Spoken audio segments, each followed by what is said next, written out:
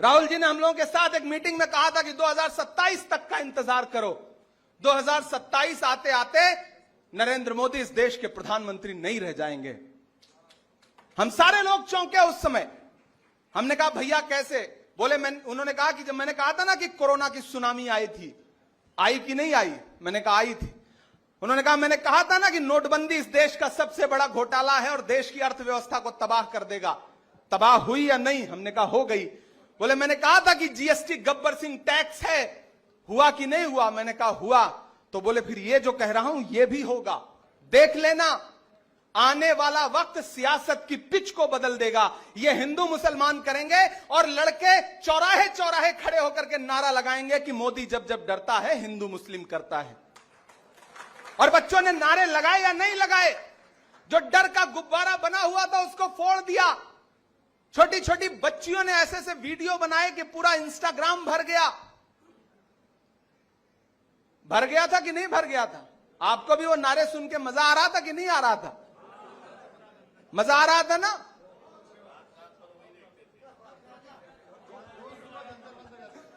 तो ये जो बात थी ना, वो भविष्यवाणी थी राहुल गांधी जी की, और हमने उसको देखा है। इसलिए आपसे कह रहा हूं साथियों कि समझदारी के साथ मीडिया को फेस करने की समझदारी पैदा करिए, बहुत जरूरी है। आज के दौर में है क्या कि मीडिया बाहर कैमरा लेके खड़ा है, माइक लेके खड़ा है, आपको पता भी नहीं है कि आपसे किस विषय पे सवाल पूछा जाएगा, टॉपिक क्या होगा, और माइक मुंह में लगा देते हैं। आप जवाब ना दो तो यह होगा कि आपने जवाब नहीं दिया, भाग गए सवाल से, और जवाब दिया तो वो एजेंडा उनका पूरा हो जाता है, क्योंकि सवाल ही ऐसा है। मैं एक दिन पार्लियामेंट में पहुंचा असलम भाई, तो मीडिया के कैमरे लगे रहते हैं, माइक में मुंह में घुसेड़ के माइक उन्होंने पूछा कि असम के मुख्यमंत्री हेमंत विश्व शर्मा ने कहा है कि मुसलमान 4 शादियां करता है, आप क्या कहेंगे इस पर? एजेंडे का सवाल सुनिए। तो मैं ठहरा, मैंने कहा भाई मुझे आज तक पूरे हिंदुस्तान में कोई इंसान ऐसा नहीं मिला जिसने 4 शादी की हो,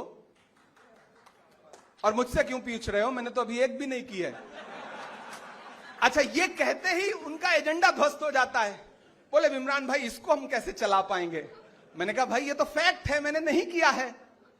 अगर किया होता तो पार्लियामेंट में दर्ज होता, तो फैक्ट भी नहीं चला पाएंगे आप। बोले नहीं, लेकिन जो हम पूछना चाहते थे आपने वो जवाब नहीं दिया। तो हमने कहा तुम्हारे शब्द हमारे मुंह से थोड़ी निकलेंगे, तुम्हारा सवाल कुछ भी हो, हमारा जवाब होगा।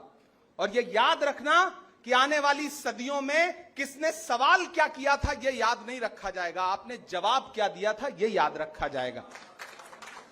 इसलिए बहुत सोच समझ करके हर विषय पे बोलने की जरूरत नहीं है। ये छोटे छोटे गांव में जो यूट्यूबर हैं वो चाहते हैं कि ऐसा वीडियो आप दे दीजिए जो वायरल हो जाए, लेकिन उस वायरल वीडियो से कभी कभी संगठन का, पार्टी का नुकसान होता है। इसलिए ऐसी कोई गलती नहीं करना है, बहुत नपातुला बोलना है। याद रखना आपका नाम काफी है वायरल करने के लिए, इसलिए जब भी कुछ बोलो तो यह सोच के बोलो कि बाकियों की कॉपी अगर 100 नंबर में जचेगी तो आपकी कॉपी 500 नंबर में जचेगी। इसलिए उस हिसाब से जवाब देने की कोशिश करना, और लोगों को जोड़िए, मेजॉरिटी के लोगों को जोड़िए, अल्पसंख्यक समाज में जो बाकी लोग आते हैं उनको जोड़िए।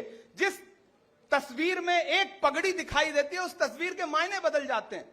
एक जैन समाज का कोई साथी बैठा होता है तो उस तस्वीर के मायने बदल जाते हैं। यह ऑप्टिक्स और नैरेटिव का जमाना है। इस ऑप्टिक्स और नैरेटिव को समझ के आगे बढ़ेंगे तो कोई आपको रोक नहीं पाएगा।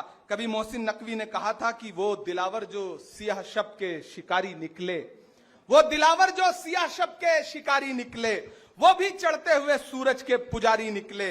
सबके होठों पे मेरे बाद हैं मेरी बातें, मेरे दुश्मन मेरे लफ्जों के भिखारी निकले। मेरे दुश्मन मेरे लफ्जों के भिखारी निकले। एक जनाजा उठा मक्तल में बड़ी शान के साथ, एक जनाजा उठा मक्तल में बड़ी शान के साथ, जैसे सजकर किसी फातेह की सवारी निकले। और हमको हर दौर की गर्दिश ने सलामी दी है, हम वो पत्थर हैं जो हर दौर में भारी निकले। इसलिए डरिए मत, मायूस मत होइए, एकजुट होइए, एक साथ आइए। कांग्रेस पार्टी ही है जो इस देश में संविधान बचा सकती है, लोकतंत्र बचा सकती है, और दुनिया के किसी भी देश में जब भी लोकतंत्र कमजोर होगा सबसे पहली चोट जो पड़ेगी वो अल्पसंख्यकों को पड़ेगी।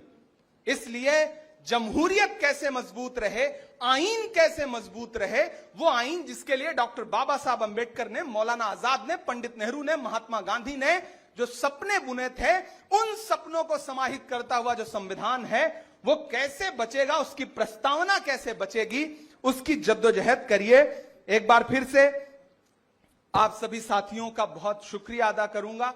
और 22 तारीख को जो राहुल गांधी जी का कार्यक्रम है वो कैसे सफल से सफल, मतलब पूरे देश में अब तक जितने छात्रों की गूंज का कार्यक्रम हुआ है, राहुल जी को भी भरोसा है कि पुणे का कार्यक्रम उससे कई 100 गुना ज्यादा सफल होगा, क्योंकि उन्हें पुणे पे भरोसा है, महाराष्ट्र कांग्रेस पे भरोसा है और यहां के स्टूडेंट्स पे भरोसा है। तो एक बार फिर से आप सभी साथियों का बहुत शुक्रिया अदा करूंगा।